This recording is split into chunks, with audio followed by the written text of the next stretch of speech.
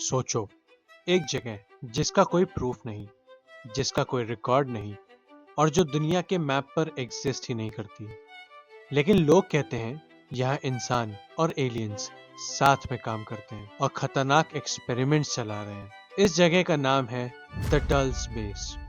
ऐसी जगह जहाँ से कुछ लोग कभी वापस नहीं आए। क्या ये सच है या सिर्फ एक और conspiracy theory? Let's find out.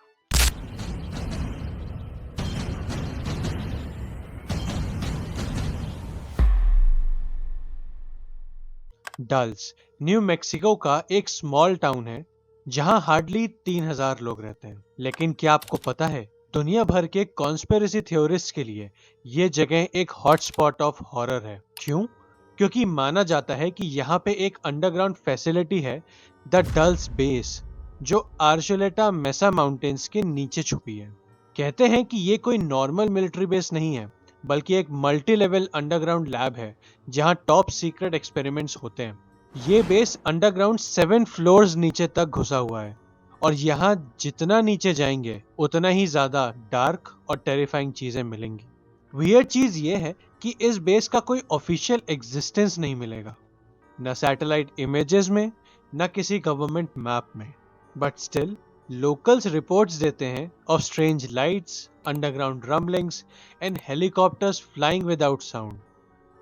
कुछ तो है यहाँ जो हमसे छुपाया जा रहा है, जो गवर्नमेंट पब्लिक नहीं करना चाहती है। Just like Area 51, the man who blew the whistle. 1980s में एक फिजिसिस्ट का नाम दुनिया के सामने आया, पॉल बेनेविट्स। उन्होंने बोला कि उन्होंने स्ट्रेंज अननोन एलियन सिग्नल्स को इंटरसेप्ट किया है और वो सिग्नल्स किसी और प्लैनेट से नहीं बल्कि डल्स बेस के पास से आ रहे थे। पॉल का मानना था कि एलियंस और यूएस मिलिट्री मिलके माइंड कंट्रोल और एब्डक्शन एक्सपेरिमेंट्स कर रहे हैं। उसने एयरफोर्स को भी अलर्ट किया और तभी शुरू हुआ एक डार्क टर्न। उसने गवर्नमेंट को वार्न भी किया, पर कुछ ही टाइम बाद पॉल की मेंटल हेल्थ खराब हो गई और उन्हें मेंटल हॉस्पिटल में एडमिट करना पड़ा। अब ये कोइंसिडेंस था या प्लान्ड सैबोटाज? कुछ लोग मानते हैं कि ये सब गवर्नमेंट ने इंटेंशनली किया ताकि पॉल को डिस्क्रेडिट करके एक बड़ा राज पब्लिक से छुपाया जा सके। पॉल ने जो बोला वो एकदम साइंस फिक्शन लगता है, बट उसके साथ जो हुआ वो डेफिनेटली सस्पिशियस था। Inside dulls base. अगर पॉल की बात सच थी तो अंदर क्या हो रहा था? यह माना जाता है कि डल्स बेस के अंदर 7 फ्लोर्स थे। Level 1 to 3 regular military logistics, communications और सिक्योरिटी चेक पॉइंट्स थे। लेवल 4 पे साइकोलॉजिकल एक्सपेरिमेंट्स होते थे। कहते हैं यहाँ पे माइंड कंट्रोल और टेलीपैथी रिसर्च होती थी, using both humans and aliens. Level 5 पे एलियन हाउसिंग यूनिट्स थे। यहाँ एलिजिडली ग्रे एलियंस रखे जाते थे। लेवल 6, यहाँ से कहानी हॉरिफाइंग हो जाती है। इस लेवल का नाम है the nightmare hall. Nightmare hall में स्टोर्ड हैं क्रिएचर्स जो half human and half something else हैं, जैसे कि ह्यूमन एनिमल हाइब्रिड्स, एलियन एम्ब्रोयोज और कुछ चीजें जो बिल्कुल अननेचुरल दिखती हैं। लैब के अंदर ग्लास ट्यूब्स में फ्लोटिंग बॉडीज हैं जिनके ऑर्गन्स एक्सपोज्ड हैं और कुछ तो अब तक जिंदा हैं। ये सब चीजें मीडिया को थॉमस कैस्टेलो ने बताई थी, जो डल्स बेस के सिक्योरिटी ऑफिसर हैं। ये तो थे लेवल 6 तक की डिटेल्स।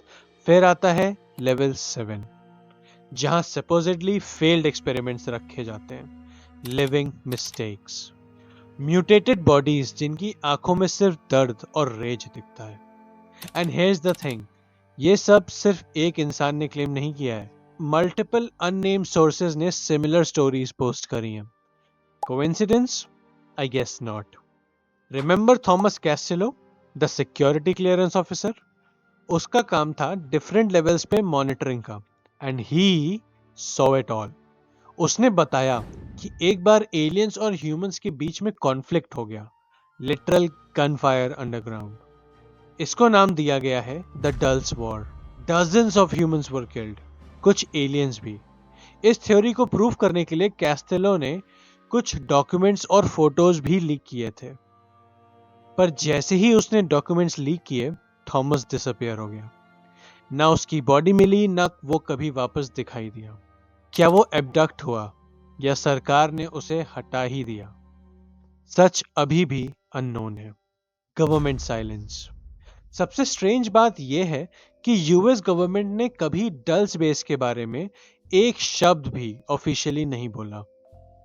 एरिया 51 को तो बाद में एक्नॉलेज कर लिया गया था, लेकिन डल्स, कंप्लीट रेडियो साइलेंस। लोगों का यह मानना है कि यह बेस फंडेड है थ्रू ब्लैक बजट।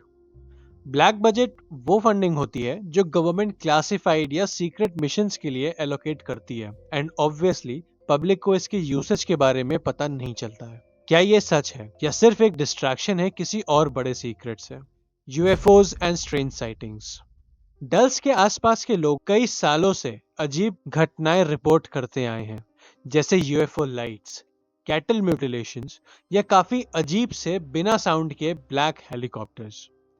एक रैंच ओनर ने एक इंटरव्यू में ये तक बोला है कि उसकी 3 भेड़ एक खुले एरिया में मरी पाई गईं, और स्ट्रेंज बात ये थी कि उनकी पूरी बॉडी में खून का एक कतरा नहीं था, लेकिन सारे इंटरनल ऑर्गन्स गायब थे। वियर्ड बात यह है कि उनकी बॉडीज में एक घाव भी नहीं था। Amazed, shocked, stumped? Let me know in the comments. हर दूसरे महीने कोई ना कोई बोलता था कि आर्कोलेटा मेसा माउंटेन्स के आसपास से कुछ स्ट्रेंज लाइट्स काफी फ्रीक्वेंटली अंडरग्राउंड जाती हैं। लोग बोलते हैं ये सिर्फ एक इल्यूजन है, पर जब 20 साल में 100 लोग सेम चीज बोलते हैं, तो क्या वो सब गलत हो सकता है? कुछ थियोरिस्ट मानते हैं कि डल्स बेस एक ग्लोबल नेटवर्क का हिस्सा है। हर मेजर कॉन्टिनेंट में एक ऐसा बेस मौजूद है, एंड सब इंटरकनेक्टेड है। एरिया 51 से लेके मॉन्टॉक प्रोजेक्ट तक ये सब एक ही हब का हिस्सा है। और इसमें डल्स बेस का role, I believe, experimentation and hybrid creation है। अगर आपको लगा कि वीडियो के एंड में वियर्ड चीजें खत्म हो जाएंगी, देन यू वर रॉन्ग। इन सब थ्योरीज में रेप्टिलियन रेस का भी नाम आता है, एक ऐसी शेप शिफ्टिंग एलियन स्पीशीज जो ह्यूमंस का फॉर्म ले सकती हैं एंड पॉलिटिकल पावर लेके ह्यूमन सोसाइटीज को मैनिपुलेट कर सकती हैं या कंट्रोल कर सकती हैं। क्या ये सिर्फ साइंस फिक्शन है या एक अनकंफर्टेबल ट्रूथ जिसे एक्सेप्ट करना मुश्किल है? तो अब सवाल ये है कि क्या डल्स बेस सिर्फ एक थ्योरी है या एक डार्क रियलिटी जिसे गवर्नमेंट कवर अप कर रही है? जब ऐसे लोग डिसअपियर होते हैं जो सच बोलते हैं, जब सिग्नल्स ट्रेस होते हैं वहां से जहां कुछ है भी नहीं, जब इतने लोगों को सेम चीजें दिखाई देती हैं, तो इन सारी चीजों को सिर्फ कोइंसिडेंस कहना मुश्किल होता है। But do let me know in the comment section what you think of all this. और क्या आपको पता है, जो आपकी स्क्रीन पे दिख रहा है वो है दुनिया का एक ऐसा प्रिजन जहां से लिटरली कोई भी एस्केप नहीं कर पाया है। यहाँ की सिक्योरिटी इतनी ब्रूटल है कि एक बार अंदर गए तो जिंदा बाहर आना इम्पॉसिबल है। तो अगर आपने ये नहीं देखा है तो अभी क्लिक करो और जानो why no one has ever escaped this prison. मैं आपसे वहीं मिलूंगा, तब तक के लिए स्टे सेफ।